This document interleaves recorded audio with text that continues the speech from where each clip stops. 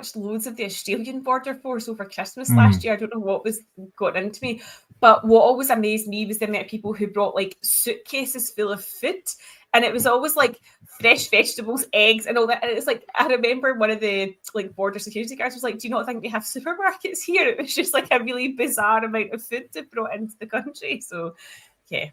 Yeah, they're really strict over there with things like that, just because of like disease getting into the country and all this. Because they're an island, so they can't take the risk of. Yeah, of course, yeah. It's just it's quite funny, but some of these programs. There was one on yesterday. It was, I think it was an Irish one or something. I can't remember. The program was on for about 30 minutes, and they didn't catch anybody. It was just like, no, they didn't have enough to get. You're thinking, why did I even waste my time having this on in the background? It was a complete waste of electricity. The people that they stopped were really suspicious. They didn't have anything on them. They had to let them go, and you're going, you could have just said that up front and just have a blank screen for 30 minutes, It's just... Television at its best. Yes, modern television at its best, I would say, more than anything else, because it is all pretty much shite wherever we go. So it really is. Have you been watching much? Have you been still going to your press feedings? Are they still happening? They are, yes. No, they have been moved to Silverburn.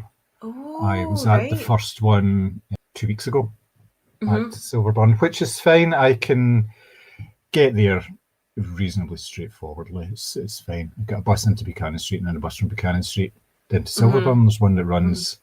It's one of these circular ones that goes down to Silverburn and round Crooks and then goes back to Silverburn and then goes back into town. It goes on the motorway and then 77 to get back into town. So it takes about 20 minutes or something. So that's okay, and that's every 30 minutes. So if I time it right, I can have just maybe a 10-minute wait. It just all depends on how quickly my bus gets into town. But the last one was started at 10 o'clock in the morning.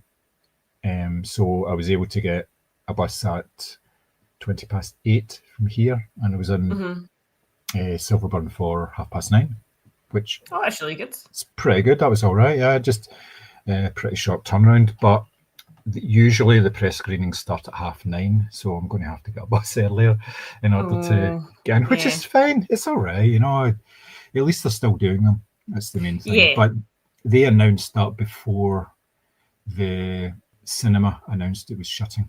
Yeah. So and has there been any word on what, because I think they have said it, the last I heard, certainly, it was maybe that Omniplex. I think they're an Irish brand that have bought the one in Clydebank, and I think they'll take that as well, or is that... They have bought the building, yes. They took over as the owners of the building with Cineworld still as the tenants, and I think they told them, tenancy's up, get out. And they gave them a wee bit of time, obviously, to do it. Obviously, this has been going on for a couple of months now because there were rumours going about, and stuff had been leaked that had been sent to staff and all that. So I think that they are looking probably to take it over and, say, do the same as they've done with the one. It was Empire Cinemas, wasn't it? Yeah, it was. The one, yeah. I think that's one of the smaller chains. They've got cinemas all over the country. I don't know if they've taken over Empire Cinemas, though. That's the thing. But I don't know. I suspect they will keep it as a cinema because it will cost too much. You basically need to... Yeah, you can't really change. I mean, how are they going to keep any of that building intact? They would basically just need to take it all down, I think.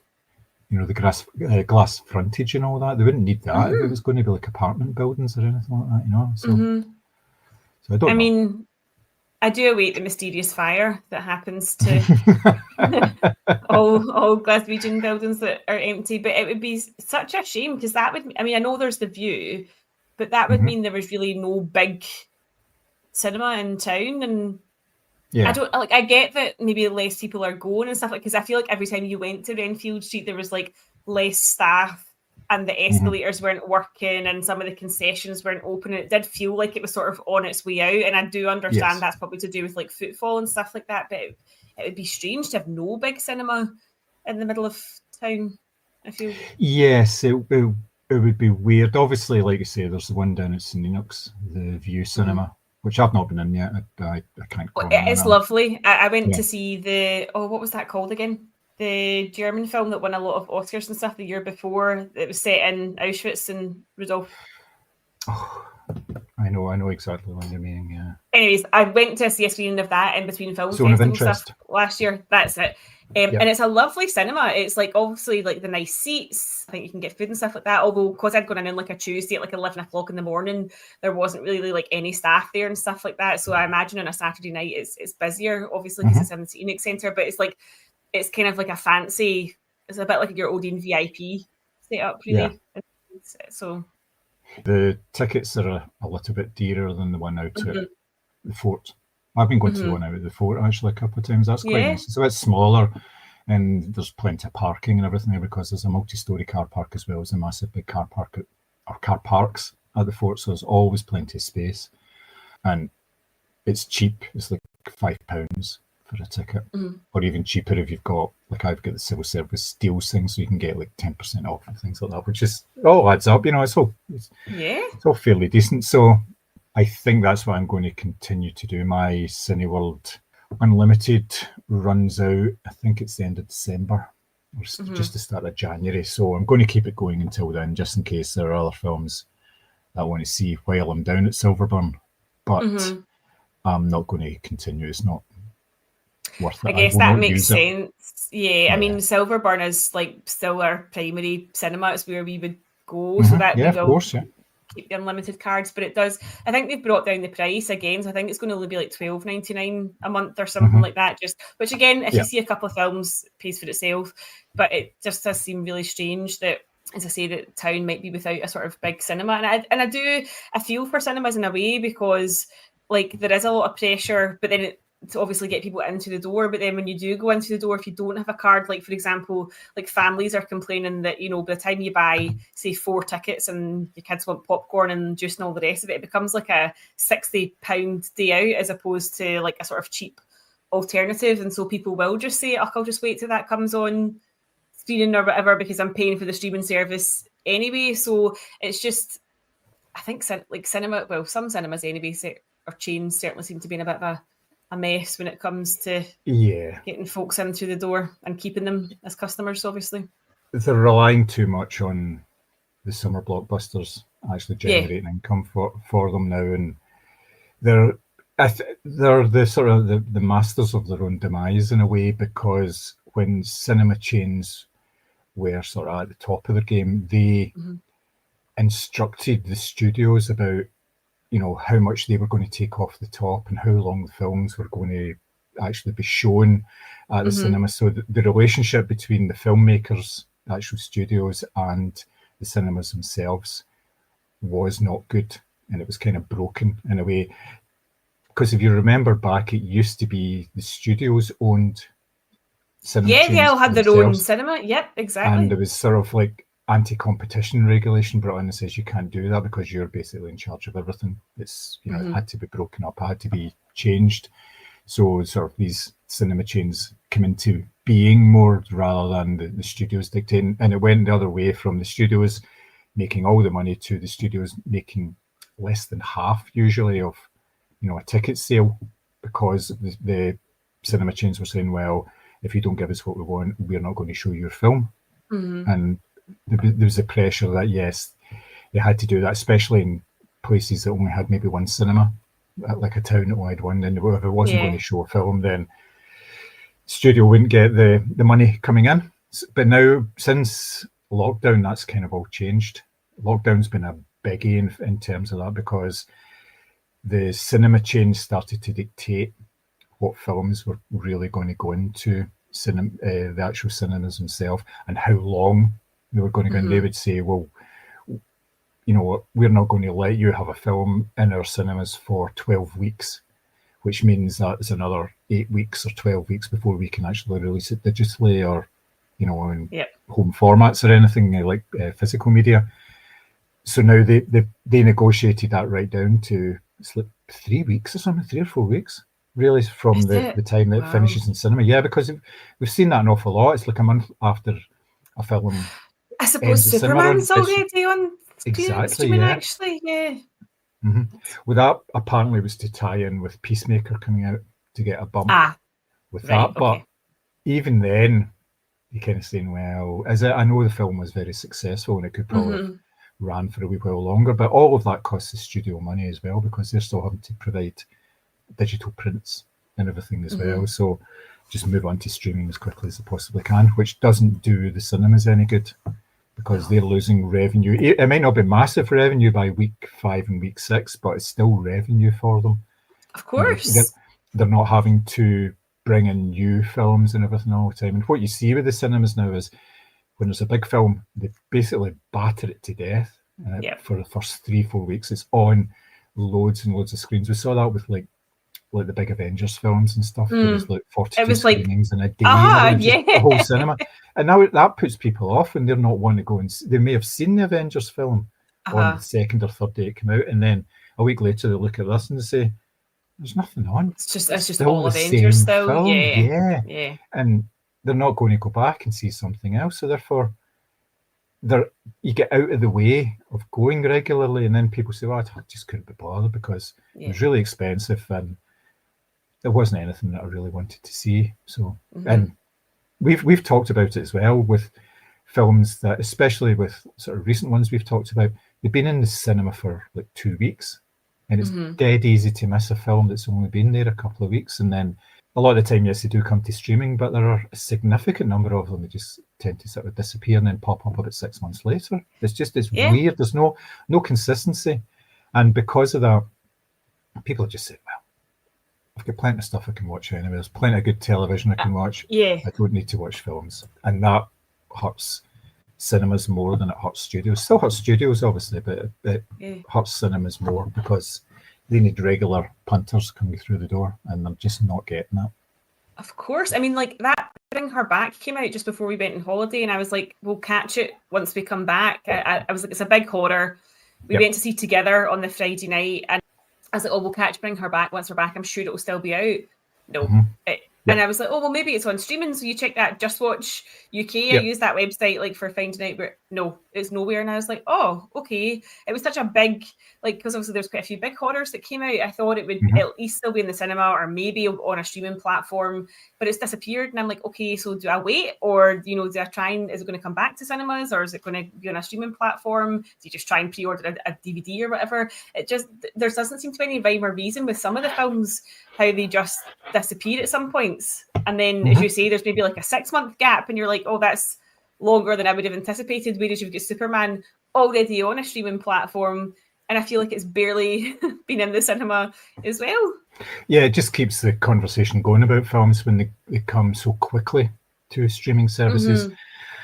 And you can actually get them now. Sky advertises it quite a lot, that you can buy films like the new Jurassic World film, for instance, which is only just coming out of cinemas, but you can watch that as a premium service on Sky for it's like £30. £27. But they're advertising that as being still at this. Watch it while it's still at the cinema. And I suppose that's the big thing. It's cheaper than like £30 actually. Still, if you've got 4 or 5 people in your house, it's still cheaper than paying for everyone to. Honestly, I read this book on holiday called Pandora's Box about how television models have changed and how obviously they've sort of taken a bite out of cinema as well. So it starts like pre-Sopranos, the book, and then goes all the way through how that changed TV, how different shows came along, how various cable networks were all basically on their arse in terms of they didn't have like a hit show and they ploughed loads of money into stuff. And then you get to Netflix. And I didn't realise this at the time, but obviously the cable model at the time was you bought one episode, so one pilot, and you tried it. If it didn't work, nothing else was spent on it. Netflix went absolutely mental. They got a hold of, obviously, David Fincher, House of Cards, and went, yeah, we'll pay you, I think it's like 200 million up front, 2 seasons. And of course, all the cable channels are going, shit, we don't do that. We buy one episode. Why have you bought 2 seasons? And then it talked about the proliferation of all the different cable channels having all their different streamer services. So HBO Max, Paramount Plus, Peacock, all these various other ones that have come about.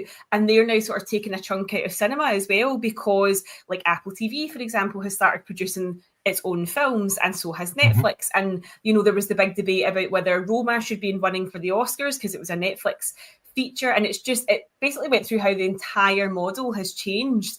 And one, it made me think of, you know, we've talked about this before, like there's so many different streaming platforms and you're paying a fortune for each of them. And yet sometimes you will still sit down and go, there's nothing on, even though you've got like 5 or 6 of them. But of course, because television has evolved to keep up with these streaming services, and the cable services now have their own streaming platforms, that's now taking a chunk out of cinema as well, because they're now all, oh, well, Apple TV made an F1 movie, right? Well, we're going to go and do blah, blah, blah. Instead, we're going to put all this. So it's not even just that they're competing with each other for half an hour of your time of a sitcom or a drama. They're now going to be competing with each other sort of on the big screen as well. And that's obviously, it's mental how it's all changed. And it's changed at a rate of knots, actually, because if you think about it, that book started, when did The Sopranos come out? What, early 2000s?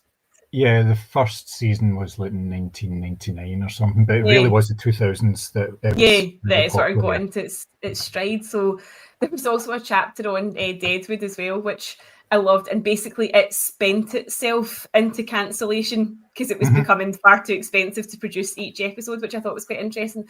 But if you think about it, like, let's call it 1999 through to just now, like in the space of like 25, 26 years, the entire landscape of how we consume and watch and take in has changed so dramatically that it's kind of nuts when you think about it. Oh, it's been a real seismic shift that's happened in increments. So, like I say, you don't notice it. It's just one thing after another.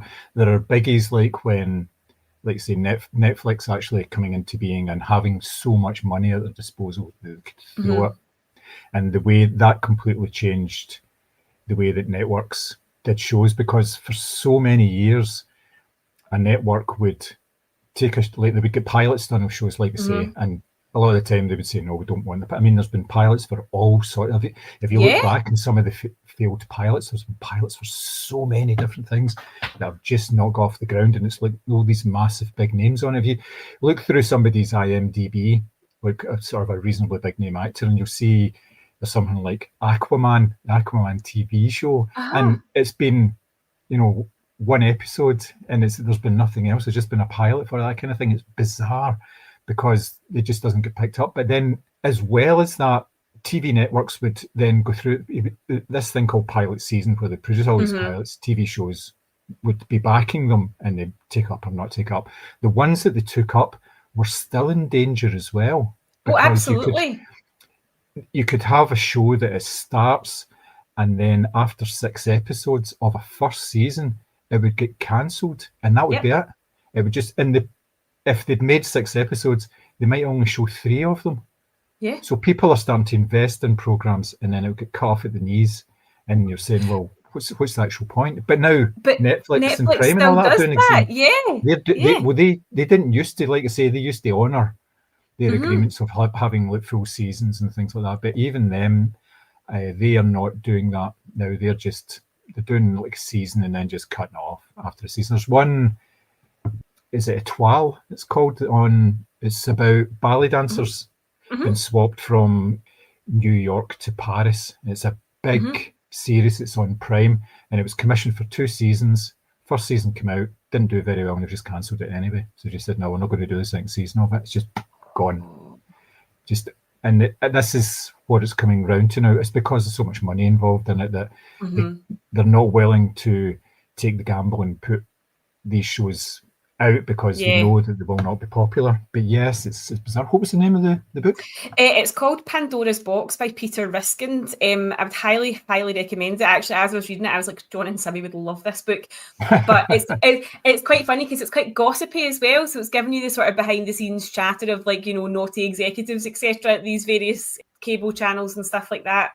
But for me, obviously, the main thing was just sort of looking back about how television and sort of consumption has changed, and each chapter is kind of dedicated to either a different cable channel or a different TV show, and they were talking about how basically like The Sopranos ending had kind of tanked, and how the HBO didn't have another hit on its hands until True Blood. And they talk about all these different shows that they sunk money into, and you're like, oh, I vaguely remember that. And it, obviously cancelled after 5 minutes because it wasn't performing well. But it obviously just goes to show as well how cutthroat the cable channels are, but also now with, as I say, the advent of streaming. Because the thing is, the streamer's job essentially is to grow subscriber numbers.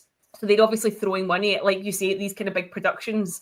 But if they're not performing, they are much more willing to cut, because, if they can't grow their subscribers by X% every month, they're not going to have the money to make these big shows or, collaborate on these big films and stuff like that. So they're much more likely just to go, no, that's not happening anymore.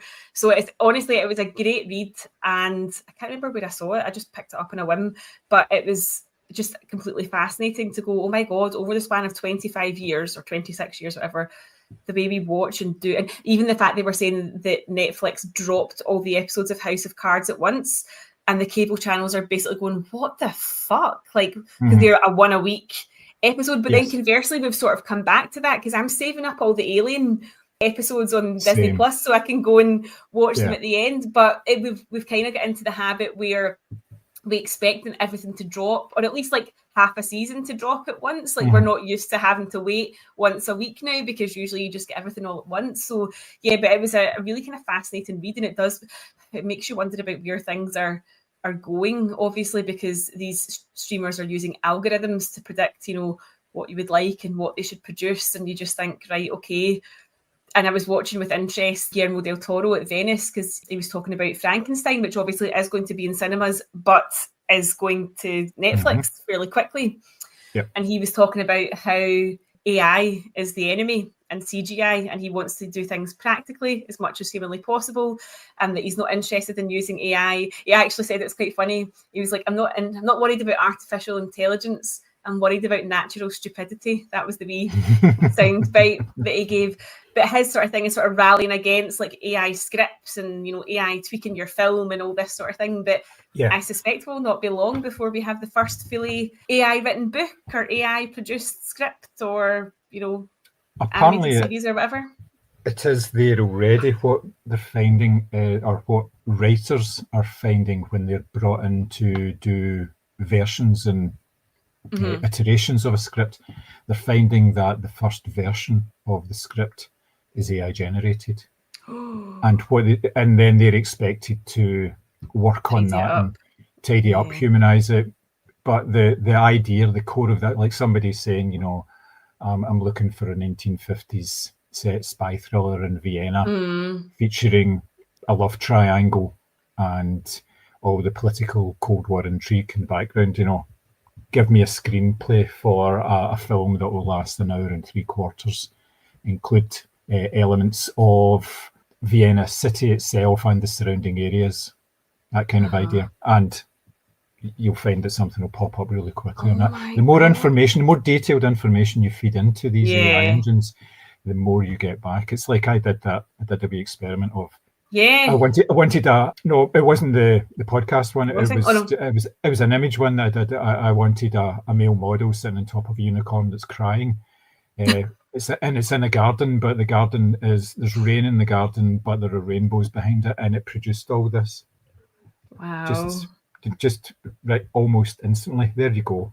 And the unicorn was crying.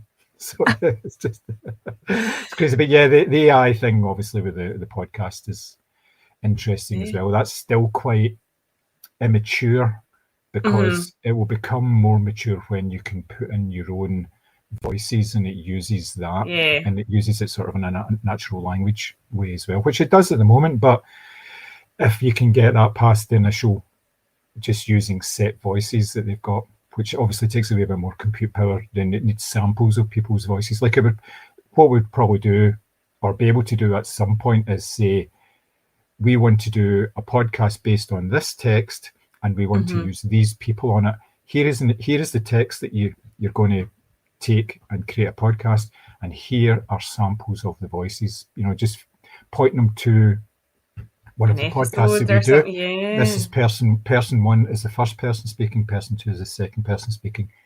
Now go and create something, and that's not very far away at all. It really isn't. And at the moment, obviously, the things like that, Notebook LM is free, but there will be paid ones, and you can be sure that there are companies out there looking at using those rather than paying for presenters.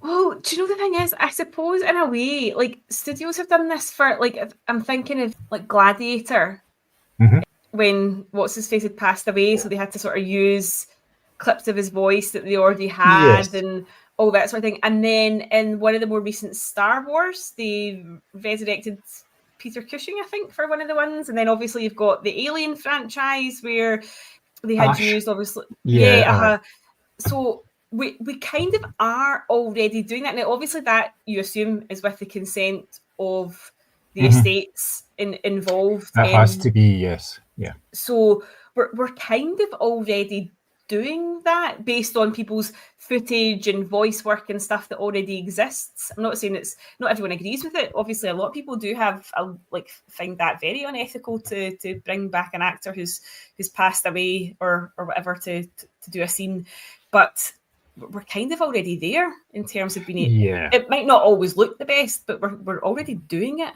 It's not far away from looking totally spot on. That's the thing. It used to be the one with Gladiator is quite interesting because that was Oliver Reed who died. That's it. And the way that they got around that, they had some of his voice anyway and used that, and they brought other people in and mixed in the voice, and he was in shadow and things like that. It wasn't sort of full face, but with the likes of like Carrie Fisher, for instance, in the last Star Wars film, because obviously she had died and she was in the last film, they had footage from her that didn't get used in The Last Jedi, I think it was. Yeah. And they used that and altered it so that it would fit in with everything. And like you say, with the Peter Cushing one, they brought somebody in and did mocap.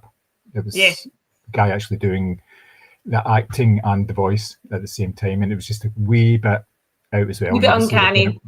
Yeah. Well, Mark Hamill's done it himself, obviously, for The Mandalorian. So there's been various things like that. But yes, I think what we'll find is probably already in place is that when actors are signing up with agencies, part of the agreement is their image rights and their voice rights, sort of in perpetuity, that gets used for things. You know, if you're say you sign up to work on the Avatar films, then part of that deal will be your performance that has been captured can be used in any way for future projects. You'll get paid for it, but this is where you'll get paid for it. But we have the right to do anything with that, obviously within sort of legal limits. You're not talking about putting them into like porn or anything like that, but anything to do with that. Although I'm sure Avatar porn does exist.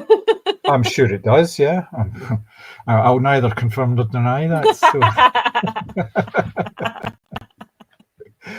But yes, I think that's going to be more the future now. They will be bringing people back in, you know, Humphrey Bogart in a film. But it's going to be more difficult with older properties that have estates around what they actually have their image rights and all that. The sort of the canny ones have set these up so that it's difficult to just use something, and they get licenses renewed and everything, so it doesn't actually fall foul of the copyright protection after, like, it's different for different things. It's like 70 years for music, and you know, is it 100 years for books or something? Something like that, yeah. So there's all these things in play, but you can have it so if you make new editions of things and change things slightly, you make sure you're just elongating the process. You're just making sure that you've got copyright. Look at the Tolkien estate, for instance. Oh yeah. The amount of money that they make from basically saying, yes, you can still use the books and everything. And that must be coming up maybe in the next sort of 10 years or so, because I think it was the 20s, wasn't it? That he started to write those books. Yeah. So they're obviously trying to cash in as much as they can just now.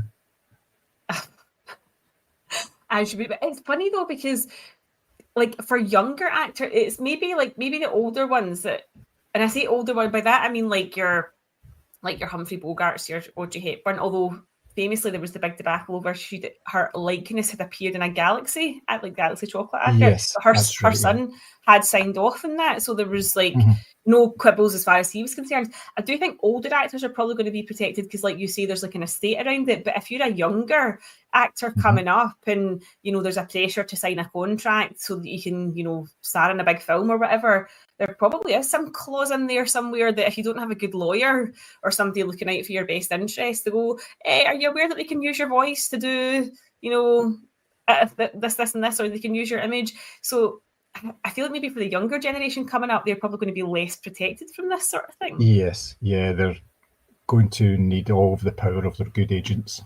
to work this out. Yeah, and it's only the ones who have this good representation will be able to protect themselves. Other ones of sort of lesser actors will find themselves exploited, because that tends to what happened with extras. They're signing away their image rights, and they're used as extras in sort of big sort of crowd scenes and things like that. So they can be reused. So they can use their faces and everything again and again. They only used to employ them once. Yeah. And then they can make use of them again, and it's not necessarily more economical, but it's easier in terms of production because you're not having to wrangle a couple of hundred extras for a crowd scene, say in a stadium. You know, you've got all these images there that you can just slot in, and the bodies are fairly easy to replicate digitally. So you're just pasting real faces onto it, so it doesn't look really stupid like that Disney TV program where they put in to bulk out the crowd. They put in these sort of avatars, and they look like characters from The Sims. I know. And it was really obvious that they were just, you know, they were in the background, but people were zooming in and going, "What the hell is that?" Yeah, you know, they were moving awkwardly and everything like that as well. It was quite early on, but yeah, well, Will Smith's been accused of that this week, hasn't he, with his tour that he's doing? So he's been accused of, like, he's put video and stuff up of like the crowds, and everyone's like, well, that person's only got 3 fingers, or that person's moving kind of thing. And he's been accused of like fleshing out his concert like crowds with AI and stuff like that, which is quite funny as well. That's, again, I think we've talked about before, isn't it? It's a big problem. They're not filling out stadiums and things like that. People are picking and choosing what they're going to see because of the price of concerts, and there's these sites like seat fillers and things like that that they do tickets very cheaply, and you're just told, don't tell anybody, don't speak to anybody about this, because they don't want the artist to be embarrassed. And it's happening more and more. There's so many things. Like there was one for that show Film First. They were advertising tickets for all of the Bond films that were getting shown at the Edinburgh Film Festival. Yeah. Because there was no uptake in the tickets. So it was a couple of pounds booking fee, and that was it. And you were getting to see all these films. It was just crazy because, and that's just one thing, you know, that's almost circular back to like, people are not going to cinemas, but they're not going to see things that have been set up, especially for like festivals and stuff. And it's the same with comedy, drama, what have you, music. If it's not selling out immediately, it's not selling out anything that it should be, which is a bit of a problem, obviously. Yeah, I mean, I think cost is a factor, but I'm surprised that like the James Bond film's not getting like you would think people would want to go and see that, but I suppose it's one of these things where if you've only got say 2 days at Edinburgh Festival, you maybe just want to go and see some new stuff that you're not going to get to see, whereas you can maybe watch the Bond movies at home, whatever. It's tricky. It is. I just realised that I could have had Matilda on that list as well, and I can't believe I forgot about that because that's one of my favourites as well. Well, when we do a musicals-based one, then there's lots of crossover. Yeah, absolutely, yeah. Matilda was really good. I really liked that film. I loved that back in the day. I spent an awful long time trying to get objects to move with my mind. It's not real. That speaks volumes. Yeah, it does. It really does. Yeah. So I paid my therapist a fortune.